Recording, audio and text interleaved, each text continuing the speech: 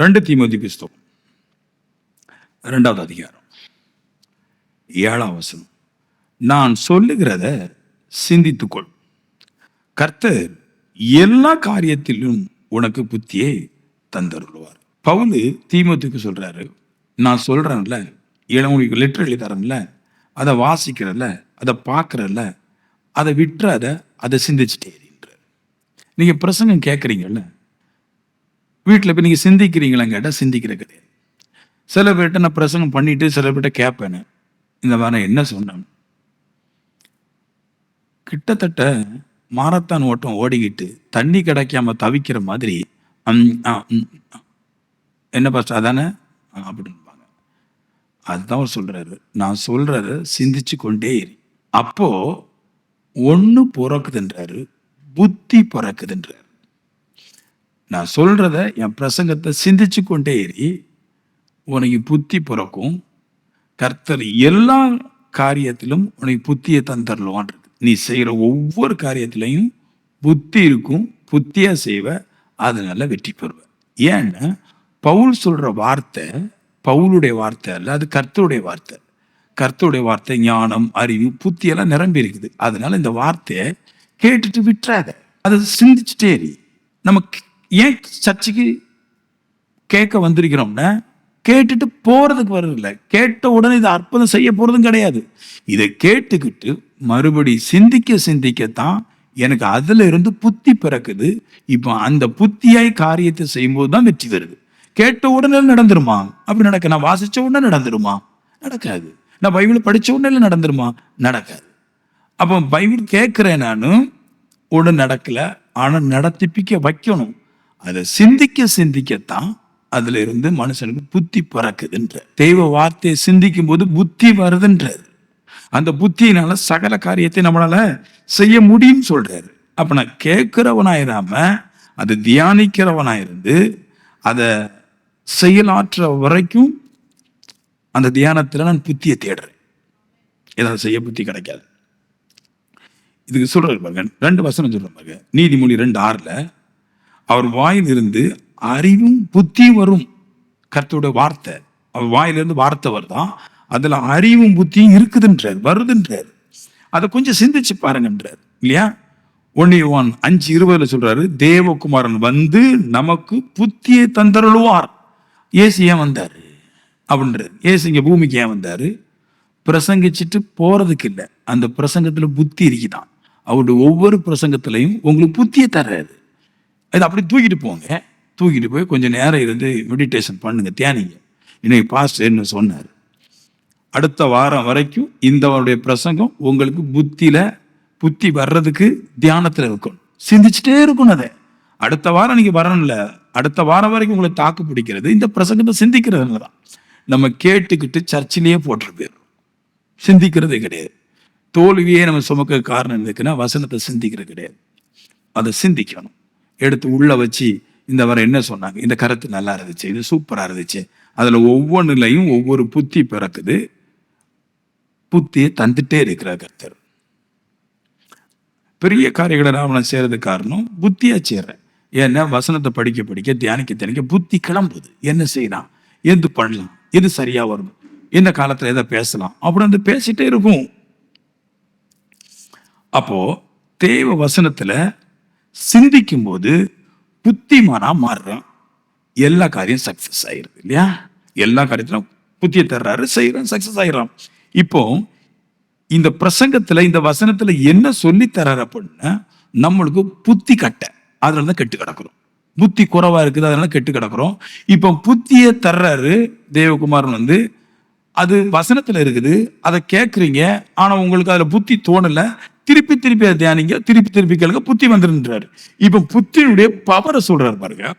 யோபு 28:15 தங்கமும் வெள்ளியும் புத்திக்கு ஈடு அல்ல. நம்ம போடுற தங்கம் வெள்ளி எல்லாம் இருக்குல்ல, அது ஒரு மனுஷனுடைய புத்திக்கு ஈட வைக்க முடியாதுன்ற. 28:16 யோபுல, ஒப்ரின் தங்கமும் கோமேதகும் இந்திரநிலமும் அதற்கு ஈடல்ல. அவர் சொல்றாரு, எவ்வளவு பெரிய தங்கம் இருந்தாலும் புத்திமானுக்கு நிகராக்க முடியாது. உலகத்துல ஒரு ரகசியம் சொல்றோம் பாருங்க, நல்லா அழகா இருக்கும் பாருங்களேன். திடீர்னு ஒரு பணக்காரன் தோணிடுறான். ஆனா பழைய பணக்காரன்ட தங்கம், வெள்ளி, பொண்ணு எல்லாமே இருக்கும். ஆனா புதுசா ஒருத்தன் வந்தா பட்டுன்னு மேல போயிடுவான். ஒரு காலகட்டத்தில் வந்தாரு பாருங்க. அப்போ நெட்டு, கம்ப்யூட்டர்னு ஒண்ணு இல்லை. பில்கேட்ஸ்னு ஒரு புத்திமான் வந்தான். டக்குன்னு எல்லா பணக்காரனோட அவன் பணக்காரன் ஆயிட்டான். அவன் பணத்தை வச்சு வரல. இப்போ வந்து இருக்கிறார் எலான் மஸ்க்.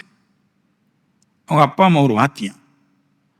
ஒரு தலைமுறையிலேயே உலகத்துடைய பணக்காரன் ஆயிட்டான். அப்ப எல்லார்ட்டையும் கோடி கோடியா பணம் இருந்துச்சு, தங்கம் இருந்துச்சு, பொண்ணு இருந்துச்சு, அவங்க வரலையே. ஏன்னா அவங்களோட புத்தி, தெய்வோட புத்தி இருந்துச்சு. புத்தியை கொண்டு, சூப்பர் பவரை கொண்டு, எல்லாவற்றோட பெருசா இருக்கிற புத்தியை கொண்டு பெரிய ஆள் ஆயிட்டான். யோபு 28:17. பொன்னும் பளிங்கும் பசு பொன் ஆபரணங்களும் புத்தி அதற்கு ஒப்பானதல்ல.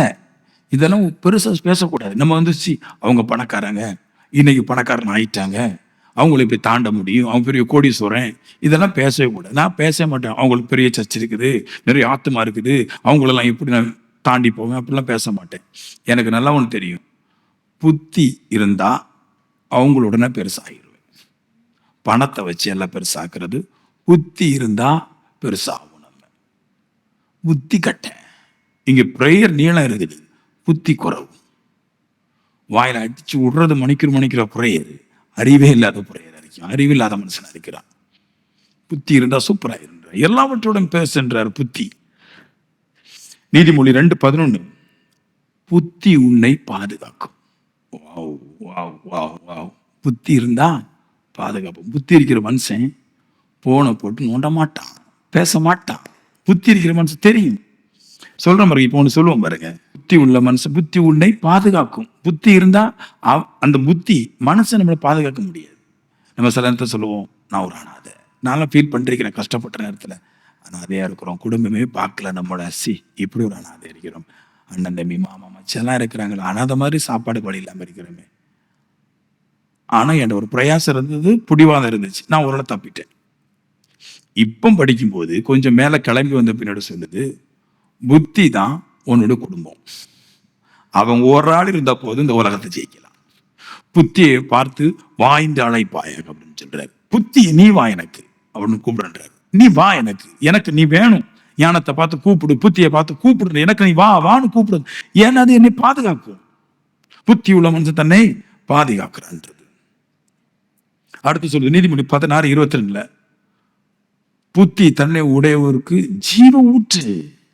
புத்தி இருந்தா ஜீவன் அவனுக்குள்ள வந்து ஊறிட்டே இருக்குமா.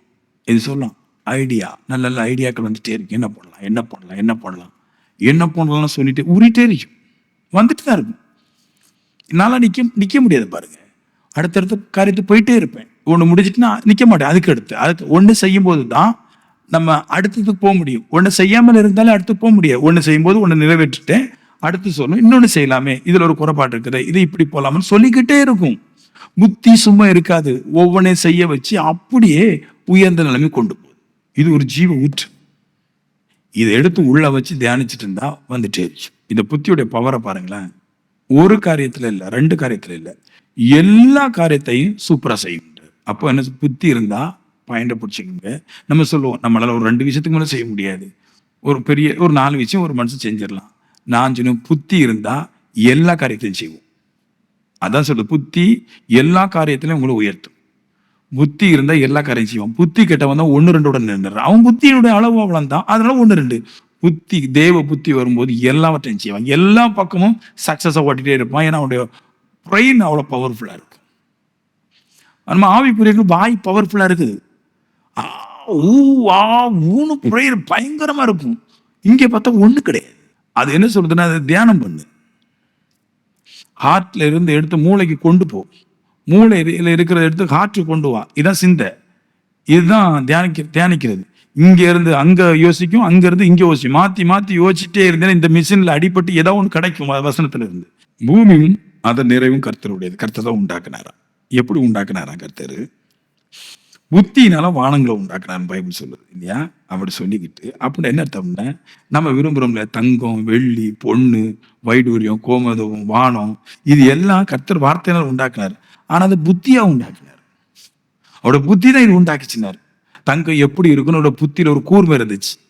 வானம் எப்படி இருக்குன்னு புத்தியில ஒரு கூர்மை இருந்துச்சு. சும்மா உன் வாயை திறந்து விட்டோட நடக்கல. அவருக்கு ஒரு புத்தி இருந்துச்சு. இது இந்த மாதிரி பண்ணனா இப்படி ஆகும், இப்படி உண்டாகும். அந்த புத்தி தான் எல்லாத்தையும் உருவாக்கிச்சு கொடுத்தீங்க. யோபு 28:13 சொல்றாரு, புத்தி ஜீவனுள்ள ஒரு தேசத்திலே அகப்படுவதில்லை. அதாவது என்னன்னா, புத்தி இந்த பூமியிலேயே கிடையாதுன்றார். ஜீவனுடைய தேசத்துல புத்தி உள்ளவனே கிடையாது. புத்தி இங்க அகப்பட வச்சு, இங்க யார்கிட்டயுமே புத்தி இல்லை. இங்க எல்லாட்டையும் இருக்கிற இச்சை. ஆமென். தான் இச்சைக்காக எப்படி வேணும்னு பேசுவோம். பவுல் தீமோத்திட்ட நான் சொல்றதை மட்டும் சிந்திச்சு கொண்டு இருக்குது. ஏன்னா நான் சொல்றது பூமியில உள்ள ஜீவன் உள்ள தேசத்தில் உள்ள வார்த்தை இல்லை, பரலோகத்தில் இருக்கிற தேவகுமாருடைய வார்த்தை. அந்த வார்த்தையில மட்டும்தான் புத்தி இருக்கு. அதை மட்டும் சிந்தி. மனுஷன் சொல்றது சிந்திச்சு இருக்கிறது. என் ஃப்ரெண்டு சொல்லிட்டான், என் ஃப்ரெண்டு எங்க உறவுக்காரங்க சொல்லிட்டாங்க, நான் அதை எப்படி விட முடியும்? வச்சுக்கோ. அதனாலே நீ கெட்டு போறதை ஏன் பார்ப்பான். இந்த அடியை நோக்கும். பூமியில ஜீவன் உள்ள தேசத்துல புத்திங்கிறது யாருக்குமே கிடையாது. இச்சை மட்டும் இருக்கு. தன் லாபத்துக்கு ஒருவனை ஒருவன் பயன்படுத்தி கொள்வானே அல்லாமல் இங்க யார்கிட்ட புத்திங்கிறது கிடையாது. புத்தி ஜீவ ஊற்று. அப்படின்னா என்னதுன்னா, புத்தி ஒரு மனுஷன் இருந்து புத்தி வருதுன்னா, ஜீவனுங்கிறது வாழ்க்கை, ஜீவனுங்கிறது நல்ல வழி. ஒருவன் இருந்து எனக்கு புத்தி வந்தா என்னை கேட்டிலிருந்து சரியாக்கும். கேட்டிலிருந்து சரியாக்குறதுக்கு இங்க ஒருவனுக்கும் புத்தி இல்லை. கேட்டுக்குள்ள தள்ளுறதுக்கு தான் புத்தி இருக்குது.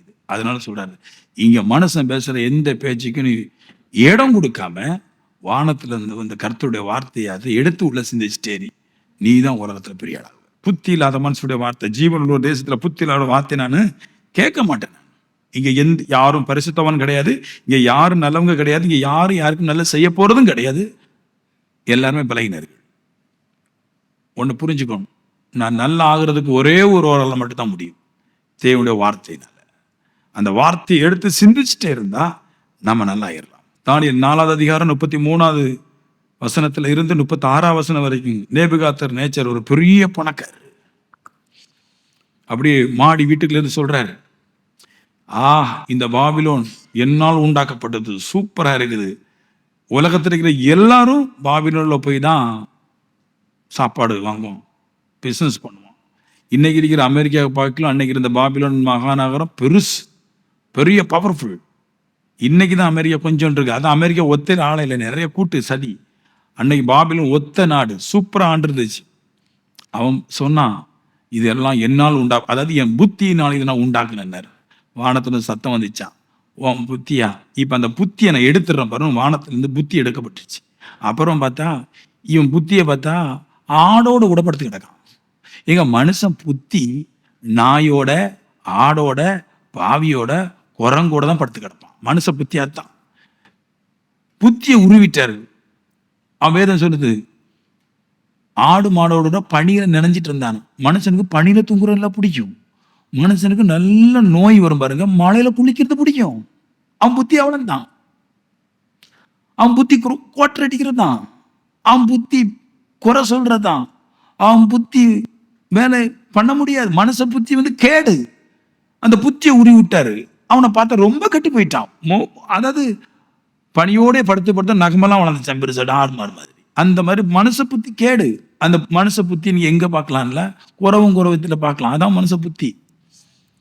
இவ்வளவு தான் மனுஷ புத்தி, ஒண்ணும் கிடையாது. புத்தியை உருவிட்டாரு.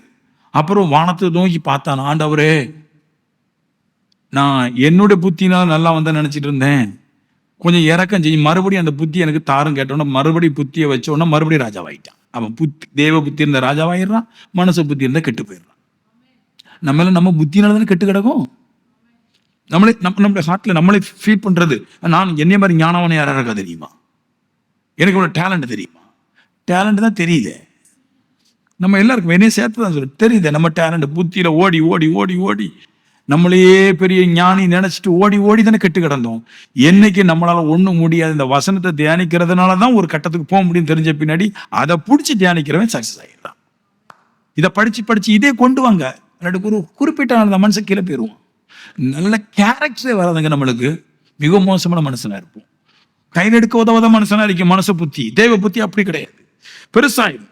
அப்பதான் அவர் சொல்றாரு, நான் என் கண்களை வானத்துக்கு ஏறெடுத்து என் புத்தி எனக்கு திரும்ப வந்தது, பூமியின் குடிகள் ஒன்றும் இல்லை என்று எண்ணப்படுகிறார்கள். அவர் சொல்றாரு, பூமியின் குடியெல்லாம் ஒண்ணும் கிடையாது. எப்படி சொல்றாருன்னா, பணக்காரனா இருந்தார், பாபிலோன் ராஜா அவருடைய கண்ட்ரோல்ல இருந்துச்சு, உலகமே அவருடைய கண்ட்ரோல் இருந்துச்சுல. இப்ப தேவன் அந்த பாபிலோன் ராஜாவோட புத்தியை எடுத்துட்டார்.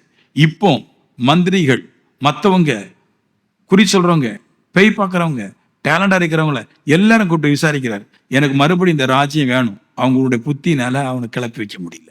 மறுபடியும் தான் கடவுள்கிட்ட ஓடி போறான். ஆண்டவர், உலகத்தில் இருக்கிற எல்லாருடைய புத்தியும் தேடி பார்த்தேன், என்னால மறுபடியும் ராஜாவாக முடியல, நீர் எனக்கு உள்ள வாரம் சொன்ன பின்னாடி மறுபடியும் தேவன் தன்னுடைய ஆவியை உள்ள புத்தி மூலமா வச்ச பின்னாடி மறுபடியும் ராஜ்யத்தை கட்டிடும். கொரிந்தியர்ல அப்படி ஒரு வார்த்தை இருக்குது, உங்களுக்குள்ள சண்டைகளும் யுத்தங்களும் வந்தா எதுக்குங்க ரட்சிக்கப்படாத மனுஷனும் அறிவில்லாத மனுஷன் நியாயத்தை பேசுறிய? கணவன் மனைவி சண்டைன்னா ரட்சிப்பு இல்லாத, பைபிள் வாசிக்க முடியாத, தூங்க முடியாத மனுஷன் போய் ஏன் பண்றிய? அதெல்லாம் படிங்க, அது எல்லாம் போதிச்சு தருமே. இதுல இருக்குதே, தேவனுடைய ஆவியை கொண்டு அதில் இருக்கிற ஞானத்தையும் புத்தியும் தேடி அந்த வழியில நடக்க பார்க்குறோம். ப்ரேயரை உங்களுடைய வாழ்க்கையுடைய புனிதம் வச்சிருக்கிறீங்க. நாங்கள் பரிசுத்தத்தை புனிதமாக வச்சு ப்ரேயரை கொண்டு கொஞ்சம் ஓட்டி போகிறோம்.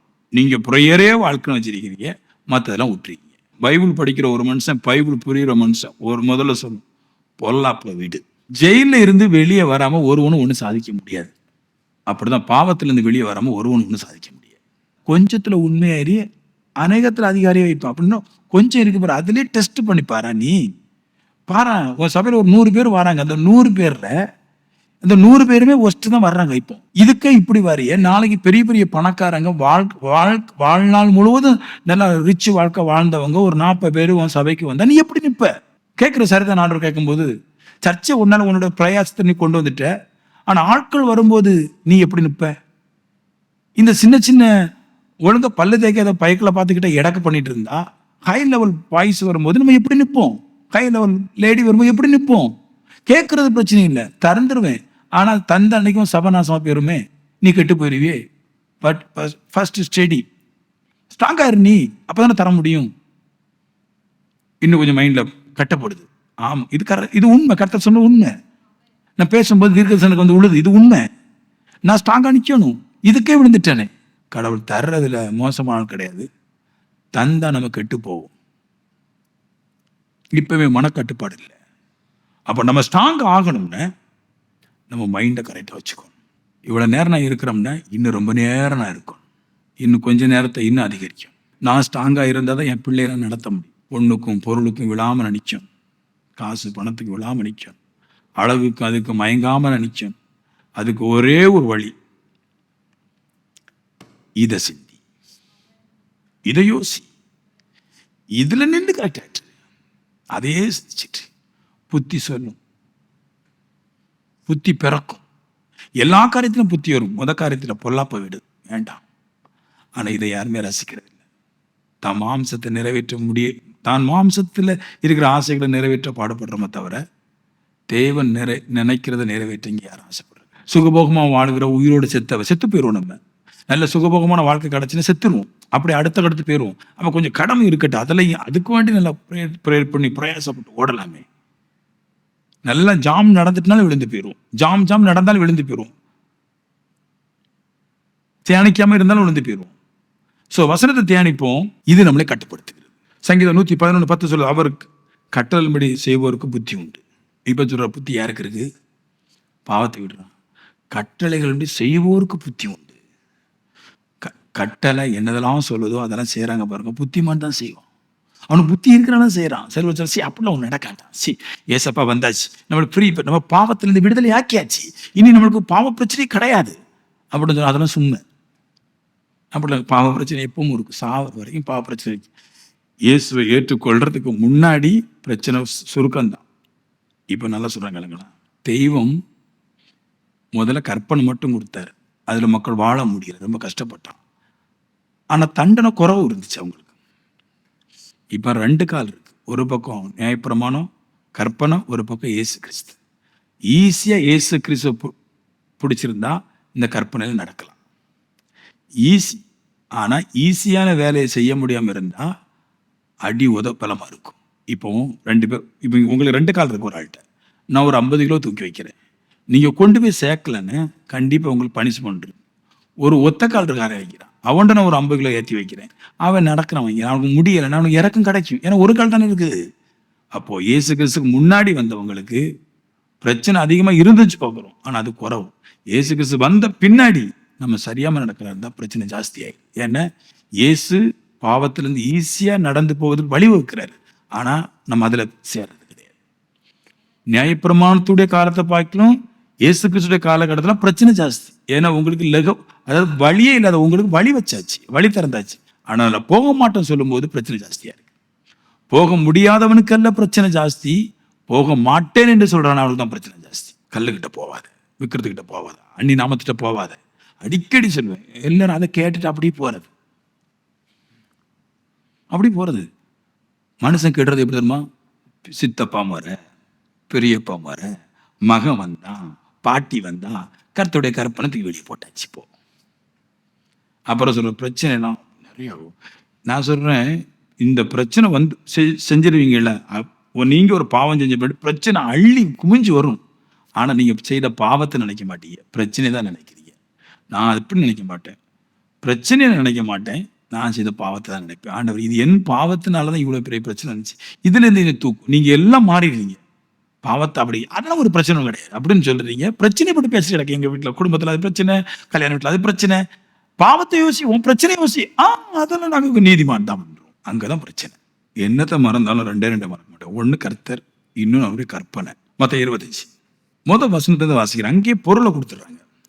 அப்பொழுது பரலோகராஜ்யம் தங்கள் தீ வெட்டிகளை பிடித்து கொண்டு மணவாளனுக்கு எதிர் கொண்டு போக புறப்பட்ட 10 கன்னிகைகளுக்கு ஒப்பா இருக்கிறது. இங்க பரலோகராஜ்யத்தை சொல்றாரு, பரலோகராஜ்யத்துடைய அனுபவத்தை சொல்றாரு. ஒரு 10 கன்னிகைகளை எடுக்கிறார். இந்த 10 கன்னிகளை எடுத்துட்டு 5 புத்தி உள்ளது, 5 புத்தி இல்லாத கன்னிகள். நான் புத்தியை பத்தி பேசுறேன். அண்டர்ஸ்டாண்டிங். புத்தி இல்லாதவர்கள் தங்கள் தீவெட்டிகளை எடுத்துக்கொண்டு போனார்கள், என்னையோ கூட எடுத்துக்கொண்டு போகவில்லை. இது கொஞ்சம் படிக்கும்போது கொஞ்சம் ஆச்சரியமா, சில பேர் அப்படி இருக்கிறாங்க, நான் பார்த்துருக்கிறேன். அது எப்படின்னா, புருஷன் வீட்டுக்கு போறாங்க, மணவாளன் வீட்டுக்கு தான் போறாங்க. சரியா, மணவாளனை பார்க்க போறாங்க, புருஷன் வீட்டுக்கு போறாங்க. வாழ்ந்த வீடு முக்கியமா, வாழ போற வீடு முக்கியம்னு கேட்டா, வாழ போற வீடு தான் முக்கியம் இல்லையா? வாழ போற வீடு தான் முக்கியங்க. நான் இருந்த வீடு ஓகே, ஆனா வாழ போற வீடு தானே முக்கியம். ஏன்னா நான் இருந்த வீட்டுல நான் ஒரு ஆளா தான் இருந்தேன், எங்க அப்பா அம்மா கூட இருந்தேன். நான் வாழ போற வீட்டுல நான், என்னோட புருஷன், என்னோட புருஷனுடைய அப்பா அம்மா, இதை தாண்டி எனக்கு பிறக்கிற பிள்ளையோடு கூட நான் வாழ போறேன். அதனால வாழ போற வீடு தான் முக்கியம், வாழ்ந்த வீடு முக்கியம் இல்லை. அப்ப நான் வாழ போற வீட்டுக்கு நான் எப்படி போறேன்? எல்லாவற்றையும் எடுத்துட்டு போகணும், வச்சுட்டு போக கூடாது. புத்தி இல்லாத கண்ணி என்ன பண்ணான்னு, வாழ்ந்த வீட்டுல எல்லாத்தையும் வச்சுட்டு வாழ போற வீட்டுக்கு ஒன்னில்லாம் போனான். தீவட்டியை மட்டும் எடுத்துட்டு போனான், எண்ணெயெல்லாம் விட்டுட்டு போயிட்டான். புத்தி உள்ள கண்ணிகை என்ன செய்யறா? வீட்டுல சண்டை போட்டு எனக்கு கல்யாணம் கட்டி கொடுக்கும்போது எல்லாத்தையும் என் பேர்ல எழுதி வச்சிருக்கேன்னு கொண்டு போறேன்றா. ஏன்னா எப்பவுமே அவருக்கு நீங்க பார்க்க தான் வர போறா, இனி ஃபுல்லா வாழ அங்க போறா. இதான் புத்தி கெட்ட கண்ணி, புத்தி இல்லாத கண்ணி. அப்போ பரலோகராஜ்யம் என்ன சொல்லுதோ அப்படித்தானா? பரலோகராஜ்யம் எப்படிப்பட்டது? நம்ம பரலோகராஜ்யத்துக்கு வாழ போறோம் இல்லையா? இங்க சொற்ப நாள்ல இருக்கிறோம், ஒரு 40 வருஷமோ 50 வருஷமோ 60 வருஷமோ இருக்கிறோம். புத்தி இல்லாத கன்னிகளை என்ன பண்றாங்கன்னா, வாழ போற இடத்துக்கு நன்மைகளை தேடி வைக்காம, சேர்க்காம, கொண்டு போகாம வாழ்ற இடத்துல சேர்த்து வைக்கிறான். இவ போக மாட்டான், பொண்டாட்டி தான். இங்க நிறைய பேரு சேர்த்தையே வைப்பாங்க பாருங்க. ஆனா இது நிரந்தரமா வாழ்ற இடம் இல்லையே, இது பிறந்த இடம்.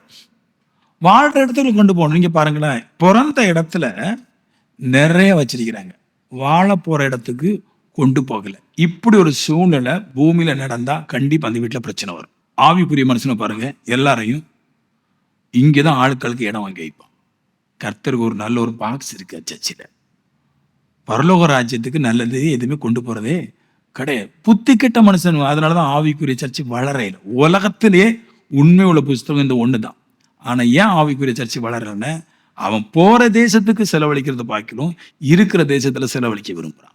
நான் எங்க போக ஆசைப்படுறேனோ, யாரோ மணவாளனோட கூட ஆசைப்படுற இந்த மணவாளி தீவட்டியை என்னையும் சேர்த்து தூக்கிட்டு போறேன் நான்.